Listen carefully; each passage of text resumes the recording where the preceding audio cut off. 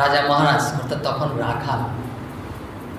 তো শুধু ঘটনাটা মনে করিয়ে দিচ্ছি, দুপুরবেলা খেয়েছে দুজনেই, যে মানস পুত্র বাপ ছেলে দুজনেই খেয়েছে।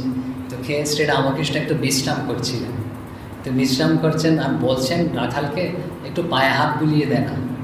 তখন রাখাল বলছে আমি পারবো না, আমারকে পায়ে হাত বুলিয়ে দেয় তার ঠিক নেই, আবার আমি আপনার পায়ে দেব, বলছে দে না।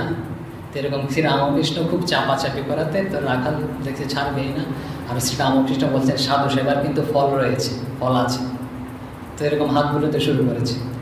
তখন একটু পরে রাখাল দেখছে যে দরজা দিয়ে শ্রী রামকৃষ্ণ যে দক্ষিণেশ্বর রয়েছে, ওই দক্ষিণেশ্বরের ঘরে দরজা দিয়ে 7-8 বছরের এক বালিকা দ্রুত গতিতে ঢুকেছে।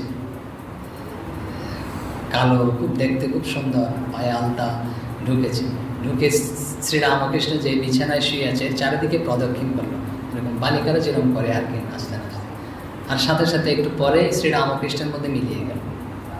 তখন শ্রী রামকৃষ্ণ বলছেন দেখলি সাধু সেবার ফল হাতে হাতে পাওয়া যায় না, সাথে সাথে। তার মানে হচ্ছে শ্রী রামকৃষ্ণই হচ্ছে কালী।